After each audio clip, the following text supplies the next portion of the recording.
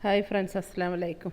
ഇന്ന് നമ്മൾ റവ വെച്ചിട്ട് ഒരു സിമ്പിൾ ഉണ്ണിയപ്പം ഉണ്ടാക്കാൻ പോവുക. അപ്പോൾ അതിന് വേണ്ടി ഒരു 4 പപ്പടം കുതിരാന് പൊട്ടിച്ചിടുന്നുണ്ട് വെള്ളത്തിലിട്ടോ. അപ്പോൾ അതൊന്ന് കുതിരട്ടെ, അതൊന്ന് മാറ്റി വെക്കാം. പിന്നെ 2 അച്ച് ശർക്കര, 3 അച്ചിടുന്നുണ്ട്, 2 എണ്ണം തികയൂല. അപ്പോൾ ഒരു 3 അച്ച് ശർക്കരയും കൂടെ വെച്ചിട്ട് ഉരുക്കാൻ വെക്കുന്നുണ്ട് കേട്ടോ. അപ്പോൾ സിമ്പിളായിട്ട് റവ ഉണ്ടെങ്കിൽ നമുക്ക് പെട്ടെന്ന് വീട്ടിലൊരു ഗസ്റ്റൊക്കെ വന്നാലൊക്കെ ഉണ്ടാക്കി കൊടുക്കാൻ പറ്റിയതാണ്. അപ്പോൾ മിക്സിയുടെ ജാറ് വെച്ച് കുറച്ച് നല്ല ജീരകം, ചെറിയ ഉള്ളി, തേങ്ങ ഇതൊക്കെ ഒന്ന് കൂടെ ഇട്ടിട്ട് നന്നായിട്ടൊന്ന് ക്രഷ് ചെയ്തെടുക്കാം. നമുക്ക്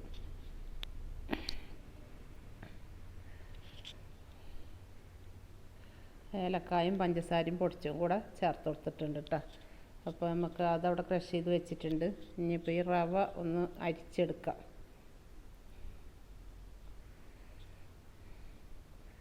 അത് അരിച്ചെടുത്തതിന് ശേഷം ഇത് അളന്നിട്ട് 2 ഗ്ലാസ്, ഈ വലിയ ഗ്ലാസ്സിന് 2 ഗ്ലാസ് റവയാണ് എടുത്തിട്ടുള്ളത്.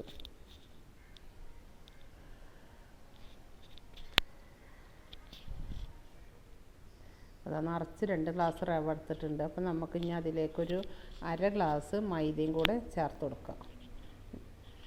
അപ്പോൾ 2 ഗ്ലാസ് റവക്ക് 1/2 ഗ്ലാസ് മൈദ ചേർത്തിട്ട് അതിൽ തരി ഉപ്പും കൂടെ ഇട്ടിട്ട് നന്നായിട്ടൊന്ന് മിക്സ് ചെയ്യാം. അപ്പോഴത്തേക്ക് നമ്മളെ ശർക്കരപ്പാനി അവിടെ ഉരുകി വന്നിട്ടുണ്ട്.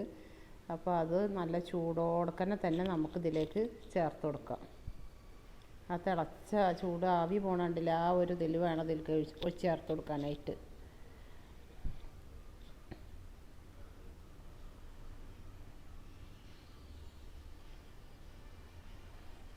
ഇനി നന്നായിട്ടൊന്ന് മിക്സ് ചെയ്ത് കൊടുക്കണം കേട്ടോ. റവയും മൈദയൊക്കെ കൂടിയിട്ട് നല്ല റവൊക്കെ ഒന്ന് പൊതിർന്ന് വരാണ്ട്. അപ്പോൾ 3 അച്ച് ശർക്കര നമ്മൾ ഇത് ഇങ്ങനെ കാണുമ്പോൾ മധുരം കൂടുതലാണ്, പക്ഷെ നമുക്കിത് 2 മണിക്കൂറെങ്കിലും ഒന്ന് റെസ്റ്റ് ചെയ്യാൻ വെക്കണം. ചുരുങ്ങിയത് 1 മണിക്കൂറെങ്കിലും ഒന്ന് റെസ്റ്റ് ചെയ്ത് വെച്ചിക്കുകയാണെങ്കിൽ നല്ല പൊതിർന്ന് സോഫ്റ്റായിട്ട് വരും.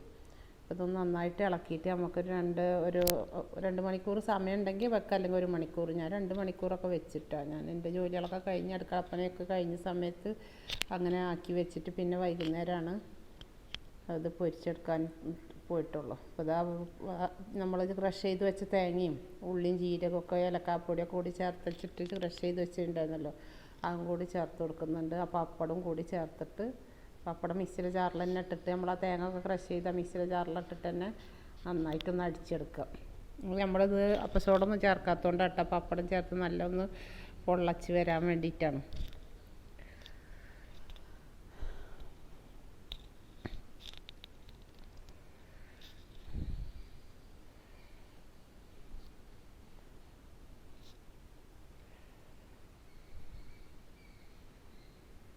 അങ്ങനെ ആ പപ്പടം ചേർത്തതാണ് നന്നായിട്ടൊന്ന് മിക്സ് ചെയ്ത് കൊടുക്കണം കേട്ടോ. അതൊന്ന് നന്നായി ഇളകിയിട്ട് എല്ലായിടത്തേക്കും ആയിട്ട് ഒന്ന് മിക്സാക്കിയിട്ട് വേണം നമുക്ക് റസ്റ്റ് ചെയ്യാൻ വെക്കാനായിട്ട്. എന്നിട്ട് നമുക്കൊരു ചെറിയ പാൻ വെച്ചിട്ട് കുറച്ച് നെയ്യ് ചേർത്തിട്ട് കുറച്ച് തേങ്ങ മൂപ്പിച്ചെടുക്കാം കേട്ടോ. അപ്പോൾ നമ്മൾ കാഷ്യൂനട്ടോ പിന്നെ മുന്തിരി, ഉണക്കമുന്തിരിയോ അങ്ങനെയൊക്കെ ഉണ്ടെങ്കിൽ കൂട്ടത്തിൽ ചേർക്കുക. അതിൻ്റെ അടുത്ത് അതൊന്നും ഇല്ല, അപ്പോൾ ഞാൻ കുറച്ച് തേങ്ങാക്കൊത്ത് മാത്രമാണ് മൂപ്പിച്ച് ചേർക്കണം നെയ്യിൽ. അപ്പോൾ അതൊരു ബ്രൗൺ നിറാവുന്ന വരെ നമുക്ക് മൂപ്പിച്ചെടുക്കാം. അണ്ടിപ്പരിപ്പ് മുന്തിരിയൊക്കെ ഉണ്ടെങ്കിൽ ഇട്ടാലൊക്കെ നമുക്ക് കടിക്കുമ്പോൾ നല്ല ടേസ്റ്റാട്ടോ. അപ്പോൾ നല്ലൊരു ഇതുണ്ടാവും കഴിക്കാനായിട്ട്. അപ്പോൾ തേങ്ങാക്കൊത്തൊക്കെ മൂത്തിട്ടുണ്ട്, അതും കൂടി നമുക്ക് ആ മാവിലേക്ക് ചേർത്തിട്ട് അവിടെ വെക്കാം. മിക്സിയുടെ ജാറ് കഴുകി കുറച്ച് വെള്ളം കൂടെ ചേർത്ത് കൊടുത്തിട്ടുണ്ട് കേട്ടോ. കാരണം ഇത് റവയാണല്ലോ, അപ്പോൾ അതുകൊണ്ട് റവ എന്തുണ്ട് നല്ല പൊതിർന്ന് വരുമ്പോൾ ഇതിങ്ങനെ കട്ടി പോലെ ആയി വരും. അപ്പോൾ നമുക്ക് ലൂസാക്കണമെങ്കിൽ ലൂസാക്കി എടുക്കുക, കാരണം അതിനാണ് മധുരം കുറച്ച് കൂടുതൽ എടുത്തിട്ടുള്ളത്. നമ്മൾ ആദ്യം കലക്കുമ്പോൾ തന്നെ ഒന്ന് ഉന്നത്തിൽ മധുരം ചേർത്ത് വെക്കണം, കാരണം ഇത് പൊതിർന്ന് വരുമ്പോൾ നമ്മൾ കുറച്ച് വെള്ളമൊക്കെ മിക്സ് ചെയ്തിട്ടാണല്ലോ എടുക്കുക. അത് അടച്ച് വെച്ചിട്ടുണ്ട്. 2 മണിക്കൂർ കഴിഞ്ഞിട്ട് നമുക്ക് എടുത്ത് നോക്കാം. ഇതാ അപ്പോൾ നല്ല കട്ടി പരുവായിട്ടാണ് ഇരിക്കുന്നത്, കണ്ടോ? ഇതങ്ങനെ ആയിട്ടുണ്ടാവും. അപ്പോൾ നമുക്ക് കുറച്ചും കൂടെ വെള്ളമൊക്കെ ചേർത്തിട്ട് ഒന്ന് ഇളക്കിയെടുക്കുക. എന്നിട്ട് വേണം നമുക്ക് ഇതാക്കാനായിട്ട്. അപ്പോൾ ഒരു ചെറിയ കുഴിയുള്ള നോൺ സ്റ്റിക്കിൻ്റെ അപ്പച്ചട്ടിയാണ് കേട്ടോ. അതാകുമ്പോൾ എണ്ണ അധികം വേസ്റ്റ് ആവില്ല, നമുക്ക് പാകത്തിന് ഒഴിച്ചെടുക്കുകയും ചെയ്യാം.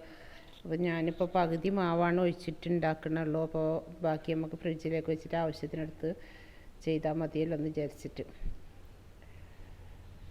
അപ്പോൾ ഇതാ കണ്ടോ, ഒഴിച്ച് വരുമ്പോൾ തന്നെ നന്നായിട്ട് പൊള്ളി വരുന്നുണ്ട് കേട്ടോ.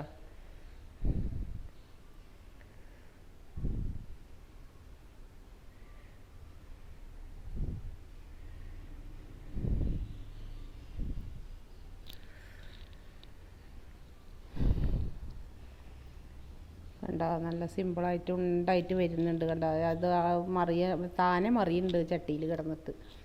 അത്രക്ക് നല്ല സോഫ്റ്റായിട്ട് കിട്ടണുണ്ടോ. അപ്പോൾ എല്ലാവരും ഇതൊന്ന് ട്രൈ ചെയ്ത് നോക്കുക. കുട്ടികളൊക്കെ ഉള്ള വീട്ടിലാണെങ്കിൽ ഉണ്ടാക്കി കൊടുക്കാനൊക്കെ സുഖമാണ്. അപ്പോൾ ഞാൻ പകുതി മാവ് ഫ്രിഡ്ജിൽ വെച്ചതാട്ടോ, കാരണം ഒന്നായിട്ട് ഉണ്ടാക്കി വെക്കണ്ടല്ലോ എന്ന് വിചാരിച്ച് ആളില്ലാത്തതുകൊണ്ടാണ്. അപ്പോൾ പകുതി എടുത്തിട്ട് തന്നെ ഞങ്ങൾക്ക് അത്രയും ഉണ്ണിയപ്പം ഉണ്ടാക്കാൻ പറ്റി. അപ്പോൾ എൻ്റെ വീഡിയോ ആദ്യമായിട്ട് കാണുന്നവരാണെങ്കിൽ ലൈക്ക് ചെയ്യാനും സബ്സ്ക്രൈബ് ചെയ്യാനൊന്നും മറക്കരുത്. സപ്പോർട്ട് ചെയ്യണം. വീഡിയോ ഇഷ്ടമായെങ്കിൽ കമൻറ്റ് ചെയ്യുക.